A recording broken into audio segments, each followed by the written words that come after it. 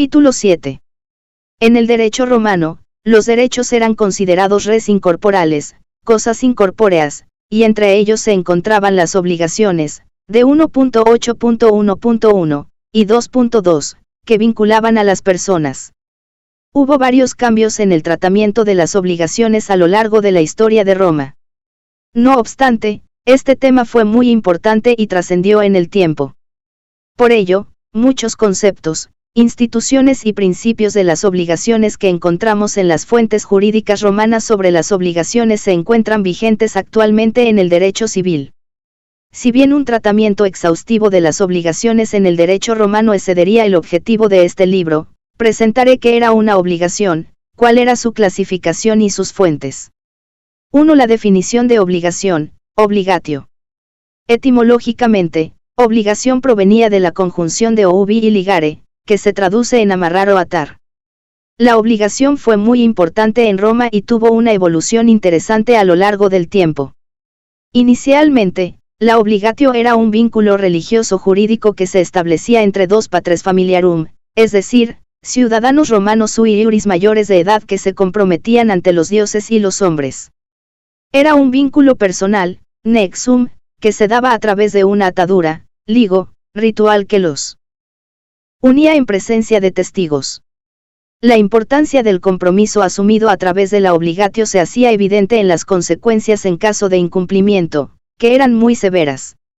Si incumplía, el paterfamilias respondía no solamente con su patrimonio, estaba en juego su propio cuerpo, su vida. En consecuencia, solo se podía tener una obligatio a la vez y, cuando ésta era satisfecha, el vínculo o atadura se rompía o disolvía para liberarlos. Unía en presencia de testigos.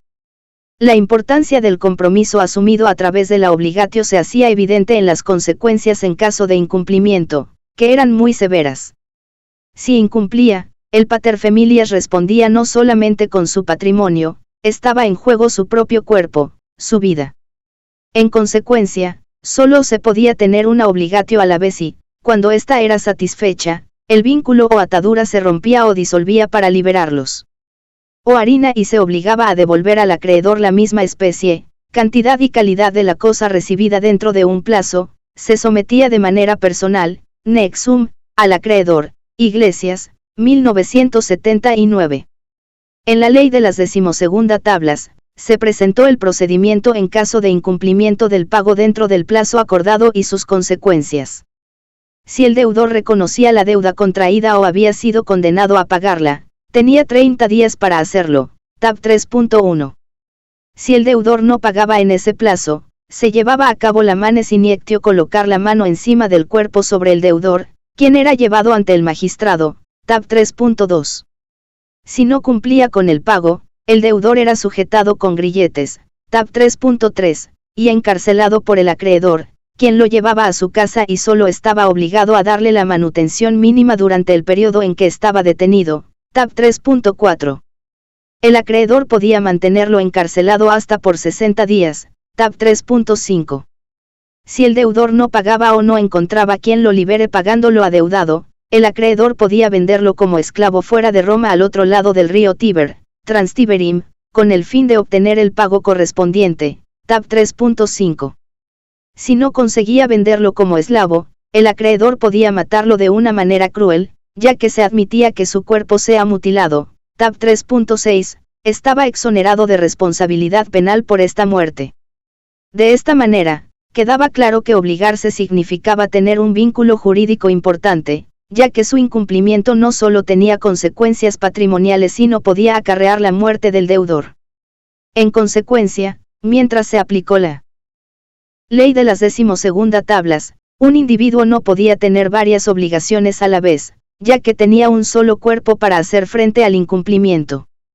Ley de las 12ª tablas, un individuo no podía tener varias obligaciones a la vez, ya que tenía un solo cuerpo para hacer frente al incumplimiento. Con el tiempo, la obligatio perdió sus elementos religiosos y fue entendida como un vínculo jurídico entre dos patres familiarum. De este modo, llegamos a la construcción de una definición jurídica de obligación. En el Corpus Iuris Civilis, encontramos las siguientes definiciones: la esencia de las obligaciones no consiste en que nos entreguen alguna cosa en propiedad o en que nos hagan titulares de una servidumbre, sino en que se constriña a otro a que nos dé, haga o cumpla algo. Obligationum substantiae non in io consistit, ut aliquod corpus nostrum auti servitutem nostram faciat, sed ut alium no ubis obstringat adedandum aliquid vel faciendum vel praestandum, de 44.7.3 piar.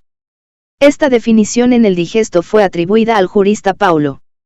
En ella, se ponía énfasis en que la parte esencial de la obligación era que impele al deudor a cumplir aquello a lo que se comprometió. Valencia Restrepo, 1986. El cumplimiento de la obligación se daba a través de dar, facere, hacer, o praestare, prestar, según correspondiera. La definición que se encuentra en las instituciones de Justiniano precisa mejor algunos puntos que no se evidenciaron en la de Paulo. La obligación es un vínculo de derecho formado según nuestro derecho civil, y que nos obliga a pagar alguna cosa. Obligatio est iuris vinculum, quo necessitat adstringimur alicuius solvendae ariae secundum nostrae civitatis iura, y 3.13 piar.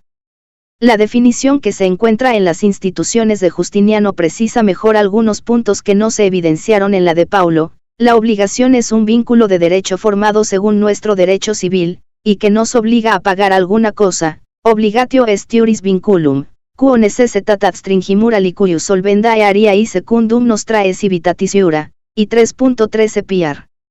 En segundo lugar, si bien el vínculo que se da entre acreedor y deudor era jurídico, este se constituía según los derechos de nuestra ciudad, secundum nostrae civitatis iura.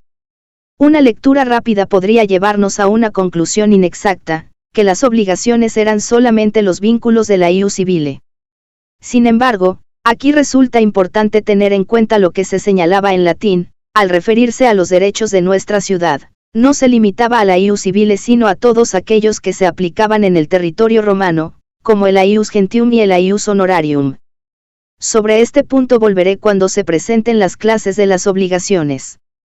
En cuanto al contenido de una obligación, pareciera que la definición de las instituciones, y 3.13 piar, se refería a las que consistían en dar, porque el deudor estaba obligado, a pagar alguna cosa. Nuevamente el texto en latín, solvendae ariae, nos brinda más claridad, ya que esta expresión alude a disolver, solvere, algo, es decir, deshacer o destruir el vínculo jurídico entre las partes a través del pago. No afirmó que el vínculo solamente se rompía al dar una cosa ni que las obligaciones exclusivamente consistían en dar. En consecuencia, las obligaciones podían consistir en dar, hacer, facere, o prestar, praestare. Ello se complementa con lo dispuesto en el digesto cuando se señala que, con la denominación de acreedores son comprendidos no solamente los que prestaron dinero, sino aquellos a los que por cualquier causa se les debe, creditorum appellatione non haetantum accipiuntur, qui pecuniam crediderunt, sed omnes, quibus exquilibet causa debetur. D 50.16.11. Latín, solvendae ariae, nos brinda más claridad, ya que esta expresión alude a disolver, solvere, algo, es decir, deshacer o destruir el vínculo jurídico entre las partes a través del pago. No afirmó que el vínculo solamente se rompía al dar una cosa ni que las obligaciones exclusivamente consistían en dar. En consecuencia, las obligaciones podían consistir en dar, hacer, facere, o prestar, praestare. Ello se complementa con lo dispuesto en el digesto cuando se señala que, con la denominación de acreedores son comprendidos no solamente los que prestaron dinero, sino aquellos a los que por cualquier causa se les debe, creditorum appellatione non haetantum accipiuntur, qui pecuniam crediderunt, sed omnes, quibus exquilibet causa debetur. D 50.16.11. Luego de referirme a la definición de la obligación en las instituciones, y 3.13 piar, puede surgir la siguiente pregunta, dada la importancia de las obligaciones, ¿por qué no eran un eje temático en el derecho romano, como sí lo eran las personas o las cosas? Para responderla, recordemos que en el digesto, de 1.5.1, se afirmó que, todo el derecho de que usamos, concierne o a las personas, o a las cosas, o a las acciones. Por ello, se identificaron los tres grandes ejes temáticos del derecho romano, pero no se mencionaron a las obligations. Sin embargo, considero que esta ausencia es aparente, toda vez que res comprendía la cosa misma y sus derechos, de 50.16.23. Como las obligaciones eran derechos, fueron consideradas como cosas incorpóreas, de 1.8.1.1, y 2.2 PR. En consecuencia, estas correspondían al eje de las cosas. Esta constatación brinda también elementos que ayudan a determinar cuáles eran las relaciones entre derechos reales y obligaciones desde la perspectiva jurídica romana. En primer lugar, tanto los derechos que recaían sobre las cosas como las obligaciones eran clasificados como cosas incorpóreas. En segundo lugar, en las fuentes jurídicas romanas no se encuentra una expresión equivalente a derechos reales. Como el dominium era un poder, técnicamente tenía un alcance mayor que un derecho. En cuanto a los derechos que un tercero podía tener sobre una cosa, iura in re aliena, tampoco eran denominados reales. En tercer lugar, si analizamos las acciones correspondientes, veremos que éstas se dividían en reales y personales, y 4.6.1, pero también se reconocían la existencia de acciones mixtas. Dominium era un poder, técnicamente tenía un alcance mayor que un derecho. En cuanto a los derechos que un tercero podía tener sobre una cosa, iura in re aliena, tampoco eran denominados reales. En tercer lugar, si analizamos las acciones correspondientes, veremos que éstas se dividían en reales y personales, y 4.6.1, pero también se reconocían la existencia de acciones mixtas, actions in rem, eran aquellas que se daban cuando la controversia se refería a la res o la perseguía, y 4.6.1. Por ejemplo, cuando alguien poseía una cosa y otra persona pretendía reivindicarla porque afirmaba ser su propietario. Actions in personam, eran aquellas que surgían en virtud de un contrato, delito u otra obligación. Buscaban que alguien cumpliera aquello a lo que estaba obligado jurídicamente, y 4.6.1. Por ejemplo, cuando se reclamaba al comprador que realice el pago del precio de la cosa vendida. Acciones mixtas. En el derecho romano, se admitió que había casos en los que la acción se refería a la res pero también al cumplimiento que debía realizar una persona, y 4.6.19-20. Por ejemplo, la actio familiae circundae referida en la ley de las 12ª tablas, tab mayo de 2010, y posteriormente en las instituciones de Justiniano, y 4.6.20, se daba cuando los coherederos planteaban la partición de las cosas dadas en herencia. En este caso, el juez, al realizar la partición correspondiente, adjudicaba la cosa a quien correspondía, también podía ordenar a quien recibió la propiedad de la cosa que pagara una suma de dinero a favor de los demás copropietarios. Una vez definida la obligación, veremos cómo estaba clasificada. 2. Las clases de obligaciones. En las fuentes jurídicas romanas se encuentra la clasificación de las obligaciones. En primer lugar, tenemos lo planteado por Gallo en sus instituciones. Pasemos ahora a las obligaciones, cuya principal división abarca dos clases, pues toda obligación o nace de contrato o nace de delito, quarum summa divisio in dues species diducitur, Gai 3.88. En estricto, esta no es una clasificación de las obligaciones pues se refiere a sus fuentes. Instituciones. Pasemos ahora a las obligaciones, cuya principal división abarca dos clases, pues toda obligación o nace de contrato o nace de delito, quarum summa divisio in dues species diducitur, Gai 3.88. En estricto, esta no es una clasificación de las obligaciones pues se refiere a sus fuentes. Esta clasificación permite afirmar que las obligaciones no solamente provenían de la ius civile, estas también tuvieron su origen en el ius honorarium, gracias a la fructífera actividad jurisdiccional del pretor. 2.1 Las obligaciones civiles. Las obligaciones civiles eran los vínculos jurídicos establecidos por el ius civile a través de las lex, las que contaban con una actio. Cuando la obligación nacía en virtud de la ley, no requería que exista un acuerdo de voluntades entre las partes. En cuanto a la fuente de las obligaciones civiles, se produjeron cambios con el correr del tiempo. Cuando las asambleas populares dejaron de reunirse para tomar acuerdos porque el número de ciudadanos romanos aumentó, surgieron otras fuentes que tomaron el lugar de las leyes. Primero, fueron los senadoconsultos, luego, las constituciones imperiales, lex, que daba el príncipe en ejercicio del poder legislativo otorgado por el pueblo romano al investirlo con el imperium. Por ello, se afirmó que las obligaciones civiles surgieron de las diversas fuentes de la ius civile, las leyes, los senadoconsultos y las constituciones imperiales. Algunos ejemplos de las obligaciones civiles eran la exponsio, promesa, y la stipulatio, estipulación. Las leyes también podían dar lugar a obligaciones por los delitos privados, por ejemplo, la lex Aquilias sobre el daño injustamente causado, y 4.3 piar. Obligaciones por los delitos privados, por ejemplo, la lex Aquilias sobre el daño injustamente causado, y 4.3 piar. Las obligaciones pretorianas u anereries. En las instituciones de Justiniano se afirmó que hubo obligaciones pretorianas u anereries, las que fueron constituidas por el pretor, y 3.13.1. Antes de abordarlas, quisiera hacer una precisión. Como se señala en el digesto, de 1.1.7 piar, el adjetivo, pretorio, o, pretoriano, hacía referencia al praetor, quien las estableció por razón de utilidad pública. Este no estaba relacionado con el praefectus pretorio, funcionario que tuvo otras competencias. Con el fin de emplear con precisión los términos, prefiero llamarlas obligaciones anereries, porque hacen referencia a la labor de los magistrados romanos. En general, la actividad del pretor era la que se relacionaba con el aius honorarium. Sin embargo, hubo otros magistrados, como los ediles curules, quienes también dieron edictos y contribuyeron con el desarrollo del derecho honorario, y 1.2.7. Como hemos visto, el pretor era un magistrado muy importante en la República y estaba revestido de honor.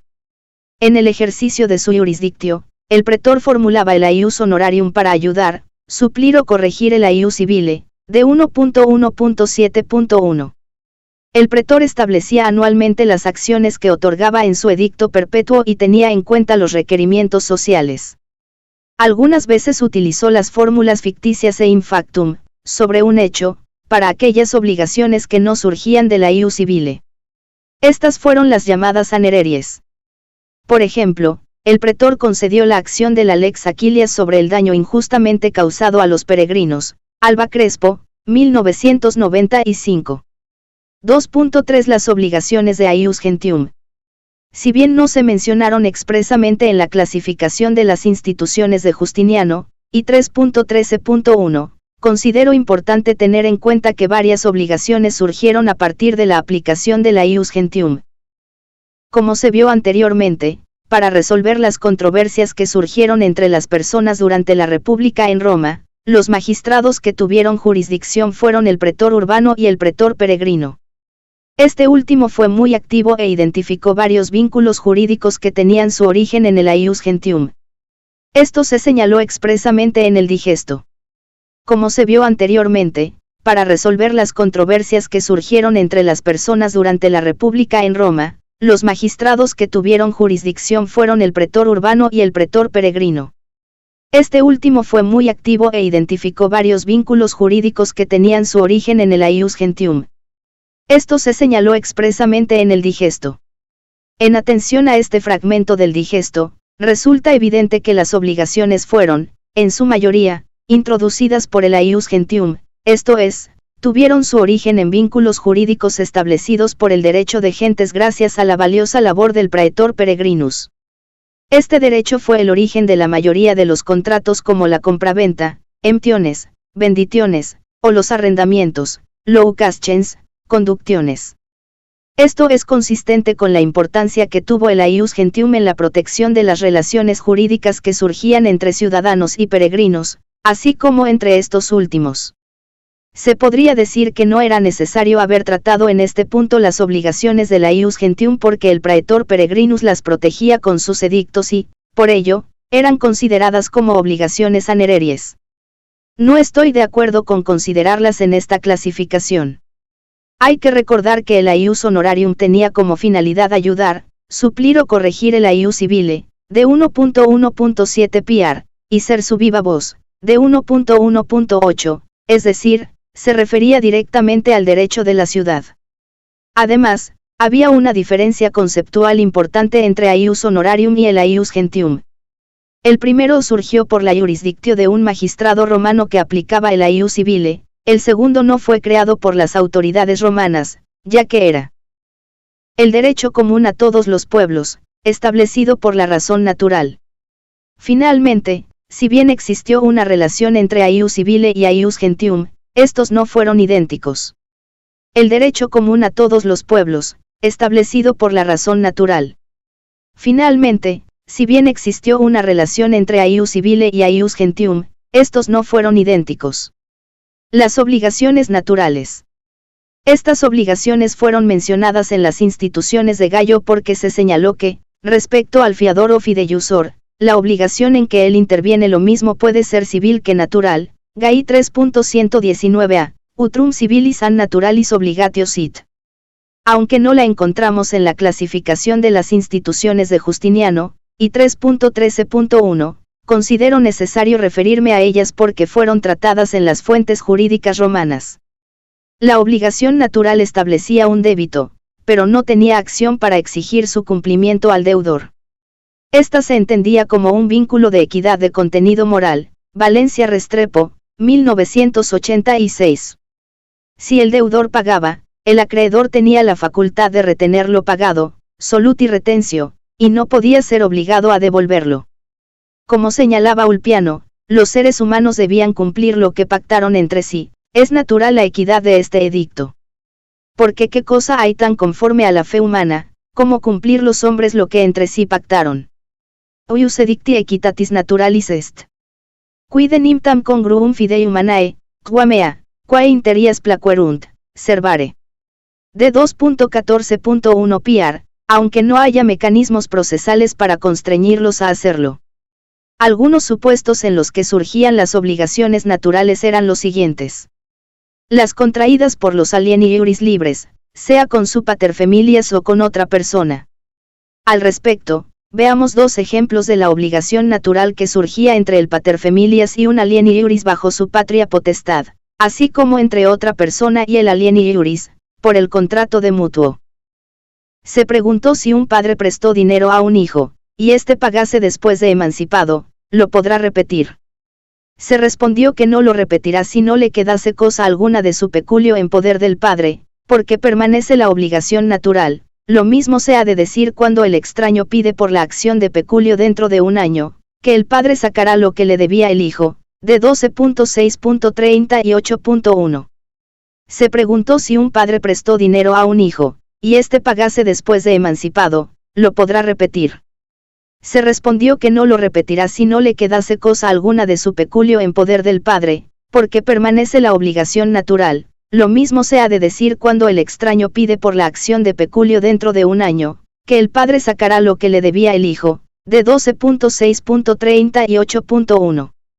En ambos casos, el derecho romano reconoció que podía surgir una obligación natural entre el paterfamilias y sus subordinados, alieni iuris, así como entre estos últimos y otra persona que no sea parte de su familia. Además, se precisó en qué supuestos el acreedor podía retener lo pagado, soluti retentio, dado que era una obligación natural, pero también debía llevar una solución basada en la equidad. Con respecto a los esclavos, estos contraían obligaciones, Gai 3.119. Las fuentes jurídicas romanas establecieron que el esclavo podía recibir el derecho de estipular, aius stipulandi, de su señor, y 3.17 PR, lo que le permitía obligarse. Cuando el esclavo contraía una obligación natural y, si se realizaba el pago, no había repetición, según lo señalado en estos fragmentos del digesto. El siervo se obliga también naturalmente, y por esto si alguno paga en su nombre, o él mismo después de manumitido pagase del peculio, cuya libre administración tenía, no se podrá repetir, como escribe Pomponio, naturaliter etiam serves obligatur, repeti non poterit, de 12.6.13 PR. Si lo que el señor debía a su siervo lo pagó después de manumitido, aunque creyese que él le estaba obligado por alguna acción, con todo, no lo podrá repetir, porque pagó lo que debía por obligación natural. No lo podrá repetir, porque pagó lo que debía por obligación natural. Cuando el pupilo actuaba sin autorización del tutor, se daba una obligación natural. Si el pupilo realizaba el pago, incluso cuando había alcanzado la pubertad, no había repetición, tal como se estableció en el digesto, más lo que recibió el pupilo en mutuo sin autoridad del tutor, y aumentó su patrimonio, si lo pagase después de púbero, no lo repite, si pubis factus solvat, non repetit, de 12.6.13.1. Si una persona sufrió una disminución de cabeza, subsistirá una obligación natural, de 4.5.2.2, haec capite minuitur exis causis, quae capitis diminutionem praeceserunt, manent obligati naturaliter. Adicionalmente, existieron algunas obligaciones naturales llamadas impropias en las que, sin que existiera un vínculo jurídico, dieron lugar a la solutio retencio por consideraciones morales. Alba Crespo, 1995. Como ejemplos de las obligaciones naturales impropias, tenemos las siguientes. El fideicomiso que no se debía y que fue pagado. Al respecto, se afirmó en el digesto, el fideicomiso pagado en virtud de estipulación, aunque no se debiese, con todo, porque se prometió con ciencia cierta para satisfacer la confianza del testador, se debe, fideicomisum in stipulatione deductum, tamet si non debitum fuiset, que tamen asiente fidei splendae causa promissum esset, debetur, de 12.6.62. La mujer que dio la dote sin estar obligada, según el digesto, si la mujer cree que está obligada a la dote, no repite lo que diese por esta razón, pues aunque cese la falsa opinión, queda la causa de piedad, por la cual no podrá repetir lo que pagó, mulier, si inea. Opiniones id, ut credat se pro dote obligatam, qui quid utis nomine dederit, non repetit, sublata enim falsa opinione relincitur pietatis causa, ex qua solutum repeti non poutest, de 12.6.32.2. Opiniones id, ut credat se pro dote obligatam, qui quid utis nomine dederit, non repetit, sublata enim falsa opinione relincitur pietatis causa, ex qua solutum repeti non poutest, de 12.6.32.2. Una vez identificadas las clases de obligaciones que existían en el derecho romano, vamos a revisar cuáles eran sus fuentes. 3. Las fuentes de las obligaciones. Antes de desarrollar cómo se clasificaron las fuentes de las obligaciones, considero necesario precisar que existieron otros vínculos jurídicos que surgieron en virtud de las leyes, que se referían a hechos ilícitos que hoy corresponderían al derecho penal. Había algunas conductas consideradas como reprobables y rechazadas por el populus romanus, que eran severamente castigadas, los crímenes, crimina. Estos ilícitos afectaban la utilidad pública y se realizaban con dolo, de 48.1.1. Los crímenes fueron establecidos por la ley. Dada la importancia de la utilidad afectada, cualquier ciudadano romano podía denunciar y perseguir un crimen, y 4.18.1. Quien presuntamente había cometido un crimen era procesado en un juicio público y, de ser declarado culpable, se daban diferentes penas.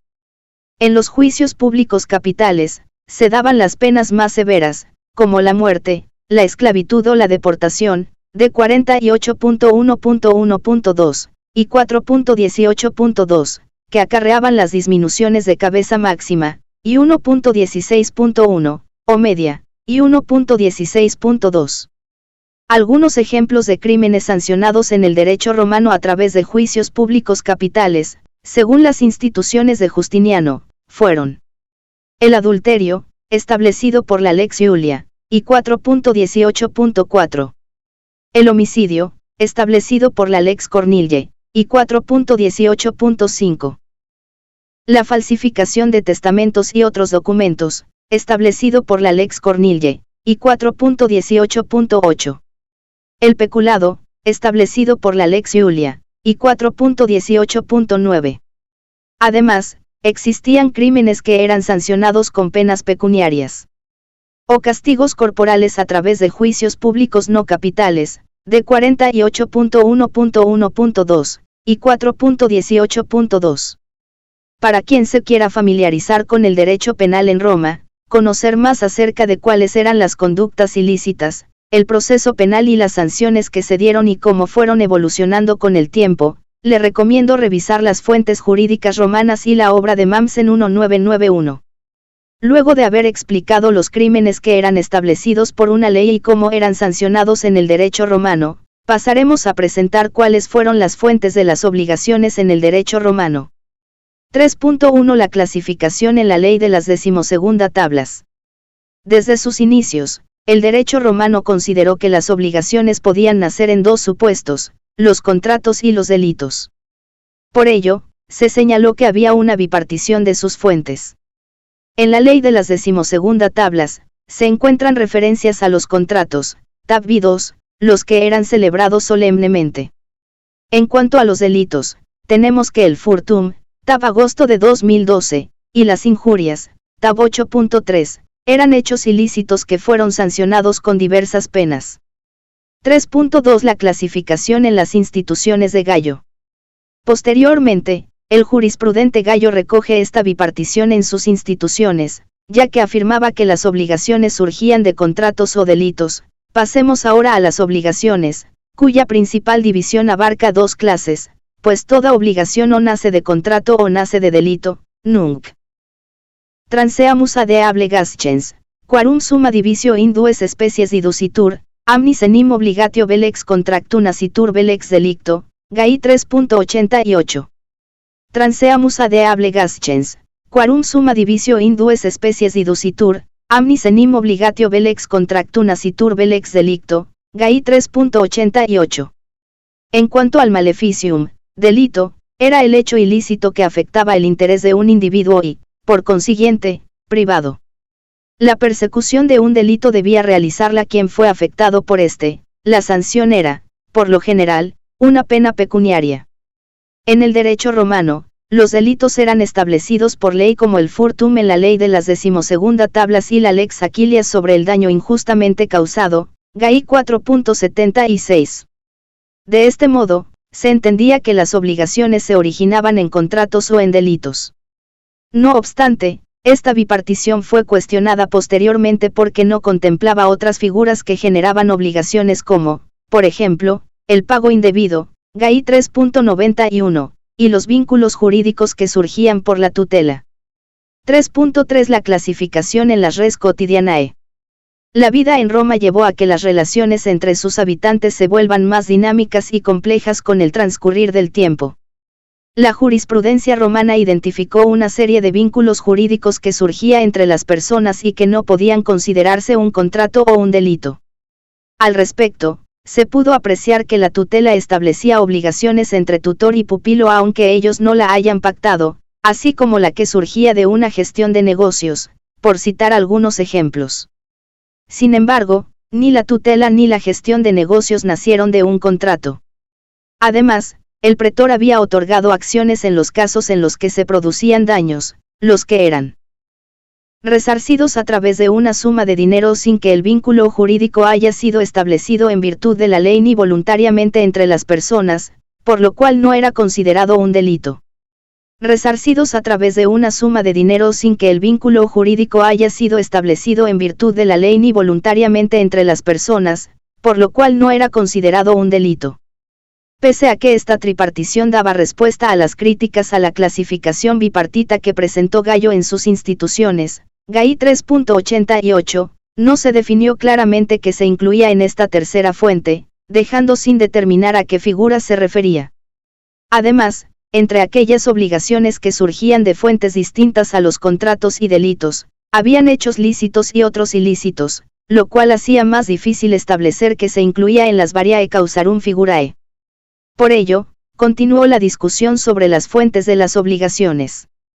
3.4 La clasificación justinianea. Si bien la tripartición atribuida a Gallo permitía responder a la crítica de los juristas sobre la fuente de aquellas obligaciones que no surgían de un contrato o un delito, no brindó una respuesta satisfactoria. En el Corpus Iuris Civilis, Justiniano brindó una respuesta y estableció la cuatripartición de las fuentes de las obligaciones. Una división subsecuente las distingue en 4 especies, porque nacen o de un contrato o de un quasi-contrato, o de un delito o de un quasi-delito, sequens divisio in quatuor species iducitur, autem enim ex contractus ant autic quasi contractu auti ex maleficio autic quasi ex maleficio, y 3.13.2. Frente a esta clasificación se suele encontrar la siguiente crítica: la cuatripartición es incompleta porque ésta no incluye a la lex como fuente de una obligación, por ende, se sostiene que hubo una clasificación quinaria. Valencia Restrepo, 1986. Sin embargo, no comparto esta posición. Como se verá a continuación, en las fuentes de las obligaciones sí se contemplaron aquellas que surgían por virtud de la ley, como los delitos y los cuasicontratos. Frente a esta clasificación se suele encontrar la siguiente crítica: la cuatripartición es incompleta porque ésta no incluye a la lex como fuente de una obligación, por ende, se sostiene que hubo una clasificación quinaria. Valencia Restrepo, 1986. Sin embargo, no comparto esta posición. Como se verá a continuación, en las fuentes de las obligaciones sí se contemplaron aquellas que surgían por virtud de la ley, como los delitos y los cuasicontratos. Contractus, contrato. Como hemos visto anteriormente, el contrato fue una importante fuente de las obligaciones desde los orígenes del derecho romano. El contractus era un acto lícito y voluntario, que nacía cuando dos personas llegaban a un acuerdo y cumplían la formalidad establecida. Además, contaba con una acción que tenía el nombre del contrato correspondiente, a través de la cual se podía accionar y reclamar contra la parte que lo incumplía. Considero importante precisar que la convención no era sinónimo de contrato, como veremos a continuación. La palabra convención es general, perteneciente a todas aquellas cosas, sobre que por causa de contraer o transigir algún negocio, consienten y se conforman aquellos que lo tratan entre sí, porque así como se dice que se convienen y juntan los que de diversos lugares vienen a uno, así también se dice que se convienen los que de diversos movimientos del ánimo consienten y se conforman en uno, esto es, se conforman en un mismo parecer.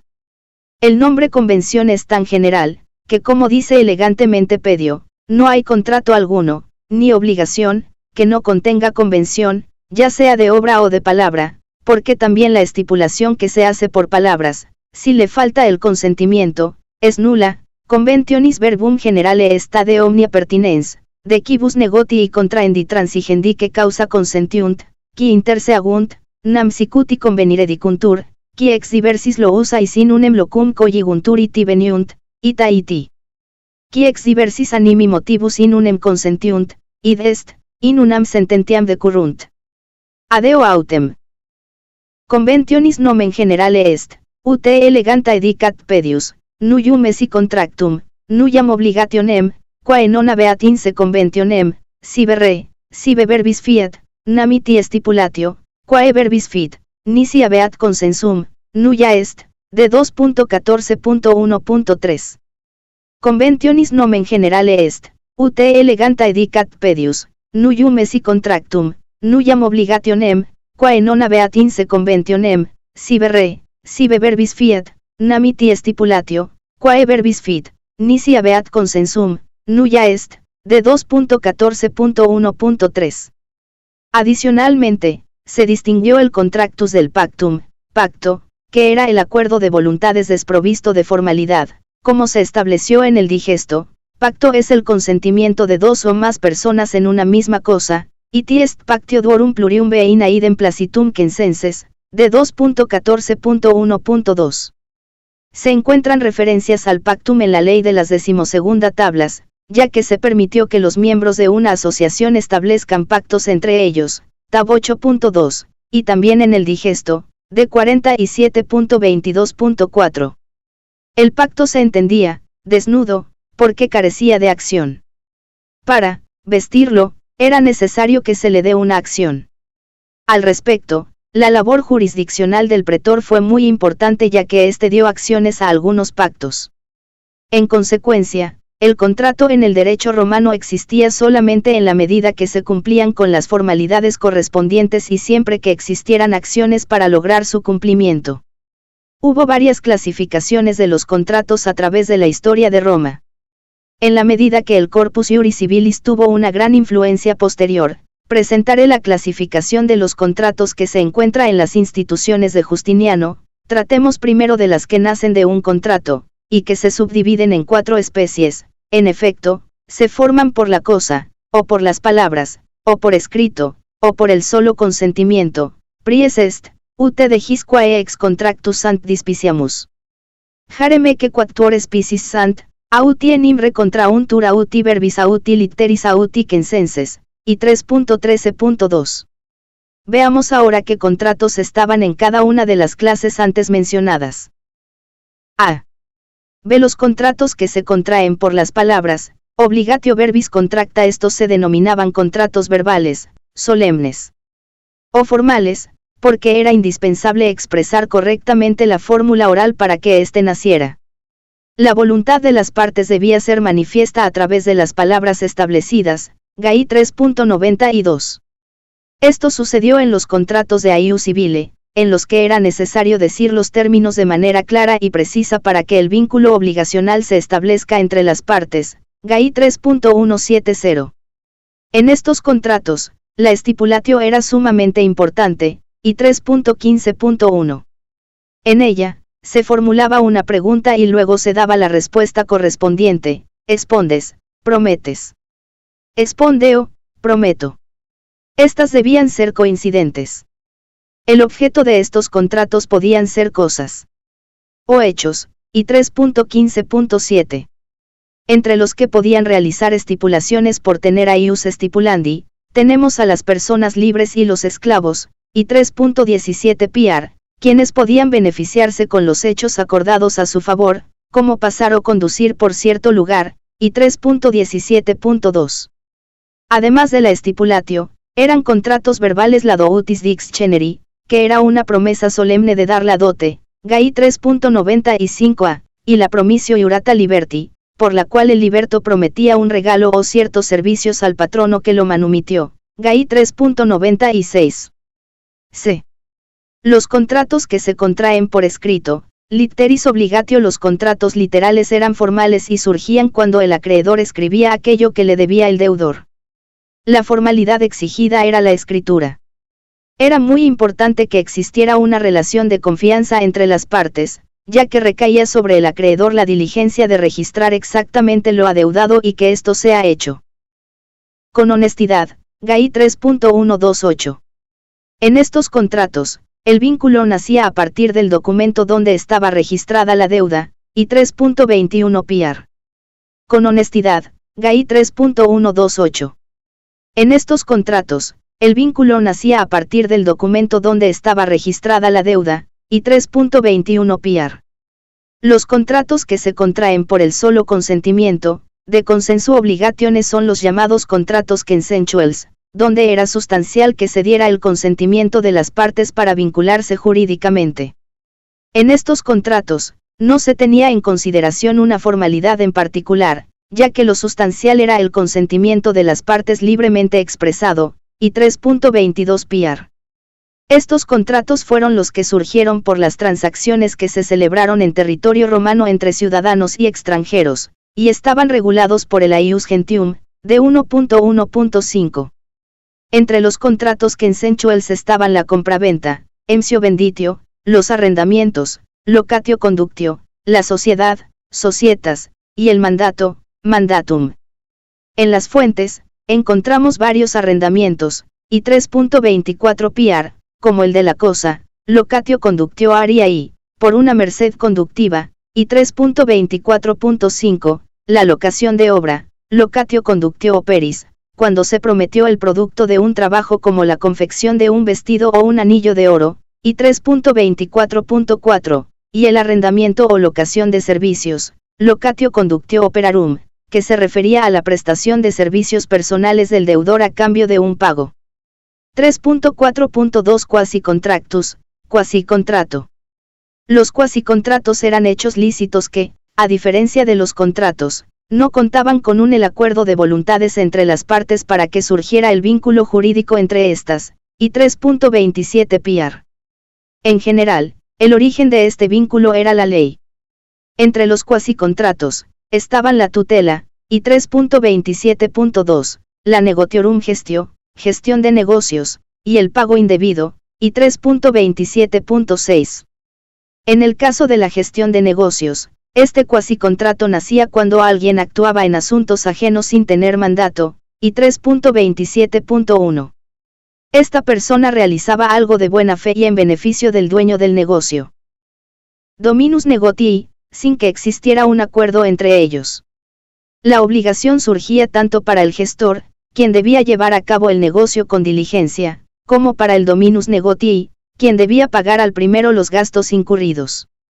Dominus negotii, sin que existiera un acuerdo entre ellos. La obligación surgía tanto para el gestor, quien debía llevar a cabo el negocio con diligencia, como para el dominus negotii, quien debía pagar al primero los gastos incurridos. Maleficium, delito. Los delitos eran aquellos hechos ilícitos realizados con dolo o culpa, que generaban un daño o afectaban un interés privado, esto es, impactaban sobre la esfera correspondiente a un particular, no sobre la utilidad pública. O el interés del populus romanus. Por ello, se les llamaba delitos privados. Como hemos visto anteriormente, esto último lo distingue claramente del crimen, que era público. Los delitos fueron establecidos por la ley y eran perseguidos por aquel que resultaba afectado a través de un proceso. En el caso de demostrarse que alguien cometió un delito, éste recibía una pena que consistía en una suma de dinero para la reparación del daño producido. En las fuentes jurídicas romanas, encontramos los siguientes delitos. A furtum, se producía cuando una persona sustraía una cosa corpórea mueble que pertenecía a otra, de 47.2.1 PR, y 4.1.1. La ley de las 12ª tablas se refería al furtum, tab agosto de 2012, agosto del 24, y señalaba que entre las cosas muebles que podían ser robadas estaban los seres humanos, sean estos esclavos o alieni iuris libres. En este último caso, se refería a los descendientes alieni iuris bajo la patria potestad de paterfamilias, y 4.1.9. Quien realizó el furtum debía devolver la res y pagar la pena correspondiente. B. Rapina, bona vi rapta consistía en la sustracción de cosas corpóreas, las que eran arrebatadas con violencia, y 4.2 PR. La rapina tenía muchos elementos en común con el furtum. Se configuraba cuando se arrebataban cosas muebles de una persona a través de actos violentos, pero también se aplicaba a los casos en que los inmuebles habían sido invadidos, y 4.2.1. cc. O culposa atribuible a un ser humano, se causaba injustificadamente un daño a una res. Entre los elementos de responsabilidad en la Lex Aquilia, Schipani, 2007, tenemos una conducta imputable a un ser humano, debía haber una voluntad de un agente capaz, quien actuaba libremente. No se aplicaba a los actos realizados por un furiosus, de 9.2.5.2. La conducta humana se dio por dolo o culpa, el dolo era la voluntad o intención de realizar el hecho, la culpa se refería a no actuar de manera diligente, de 9.2.31. Esto era muy importante para evaluar los supuestos de la responsabilidad por la Lex Aquilia. En algunos supuestos, se atribuyó culpa en el accionar humano, aunque ésta no se haya comprobado como, por ejemplo, cuando un militar disparó flechas en un lugar distinto a aquel destinado a los ejercicios de guerra e hirió a un esclavo ajeno que pasaba, y 4.3.4, bastaba que lo haya hecho en dicho lugar para que hubiera culpa en su accionar. Iniuria, se refería a la actuación antijurídica que generaba un daño patrimonial. Esta conducta no tenía justificación ni estaba amparada en el ejercicio de un derecho, más bien era contraria a la ius, y 4.3.2-3. Si alguien actuaba en el ejercicio de sus derechos y no se excedía al hacerlo, su conducta no violaría el derecho y no habría iniuria. Además, era importante que no existieran causas que justificaran jurídicamente su actuar. El daño producido afectaba la existencia o función de la cosa, por ejemplo, el deterioro o la muerte de un caballo o esclavo ajenos, incluso había responsabilidad si se generaban gastos para poder utilizarla. Cuando se producía el daño patrimonial injustificado a una cosa por una conducta dolosa o culposa, la consecuencia era que quien lo causó tenía la obligación de pagar una suma de dinero para resarcirlo. Esta era entendida como una pena privada que debía ser equitativa respecto al daño producido en la cosa ajena. De injuriae, injurias eran las diversas ofensas que atentaban contra la integridad física de un ser humano, la libertad o el honor, de 47.10.1 PR, y 4.4. La conducta debía ser injusta, iniuria, es decir, contraria al derecho o no fundada en el ejercicio de un derecho o de un poder, y 4.4 piar. A modo de ejemplo, si en el ejercicio de su dominica potestas el dominus castigaba a su esclavo por ser flojo y le producía lesiones, no había injurias, tampoco las había si el paterfamilias aplicaba una punición física a su filius en ejercicio de su patria potestas. Pero si el dominus o el paterfamilias golpeaban a un ciudadano romano o al filius de este, entonces se producían las injurias, y 4.4.1-2. Las injurias se sancionaron desde la ley de las 12ª tablas, tab 8.3. Un supuesto de injurias era la lesión producida en el cuerpo de un individuo, sea este libre o esclavo, que podía consistir en fracturar un hueso, acuchillar o desmembrar, y 4.4.1. Esto se puede relacionar con las lesiones que hoy se dan en el ámbito penal. También se cometía injurias si se decían o escribían frases infamantes o que afectaban el honor de una persona, y 4.4.1, esto es lo que hoy se conoce como el delito de difamación. Si se privaba de libertad física a una persona sin tener derecho para hacerlo, también se cometía injurias. En todos estos supuestos, le correspondía una pena a quien era responsable. Las injurias se sancionaron desde la ley de las 12ª tablas, tab 8.3. Un supuesto de injurias era la lesión producida en el cuerpo de un individuo, sea este libre o esclavo, que podía consistir en fracturar un hueso, acuchillar o desmembrar, y 4.4.1, esto se puede relacionar con las lesiones que hoy se dan en el ámbito penal. También se cometía injurias si se decían o escribían frases infamantes o que afectaban el honor de una persona, y 4.4.1, esto es lo que hoy se conoce como el delito de difamación. Si se privaba de libertad física a una persona sin tener derecho para hacerlo, también se cometía injurias. En todos estos supuestos, le correspondía una pena a quien era responsable. 3.4.4 Quasi maleficium, quasi delito. Los quasi-delitos eran los hechos ilícitos generalmente realizados sin dolo, que fueron establecidos por el pretor en ejercicio de su jurisdicción, jurisdictio. En general, los quasi maleficium sancionaban una conducta ilícita en la que se podía identificar una culpa muy leve que generaba un daño menor o la afectación de un interés privado. Cuando se producían los quasi-delitos, se daba una pena que buscaba la reparación del daño causado. Como el pretor dio acciones en varios supuestos a lo largo del tiempo, no se configuró una teoría sobre los cuasidelitos ni estos presentaron una estructura orgánica, y 4.5.1-3. Algunos cuasidelitos que están mencionados en el Corpus Iuris Civilis fueron los siguientes. Cuando el habitante de una casa colocaba o suspendía un objeto, positum iti suspensum, y este caía y causaba daño, debía repararlo, y 4.5.1. Por ejemplo, cuando una maceta era colocada en el borde de la ventana y caía sobre algo o alguien, se debía reparar el daño causado. El caso del juez que hacía suya la causa, si iudex litem suam fecerit. Este fue uno de los cuasidelitos que considero más grave. Se configuraba este supuesto cuando un juez era arbitrario, ya que actuó dolosamente o por negligencia, de 44.7.5.4, y 4.5 piar, al pronunciar sentencia para beneficiar a alguien. Hay otros cuasidelitos recogidos en el Corpus Iuris Civilis que van en la línea de los dos primeros supuestos. Quien quiera profundizar más sobre este tema, le invito a revisar las fuentes jurídicas romanas y lo planteado por Jiménez Candela 1990. De este modo, he tratado de explicar brevemente cuáles eran las obligaciones en el derecho romano y sus fuentes. No he podido abordar con detalle y profundidad muchos temas y tampoco he respondido a varias preguntas que surgen en la doctrina especializada, porque el objetivo de este libro es brindar una visión general y sucinta sobre las obligaciones. 4.4.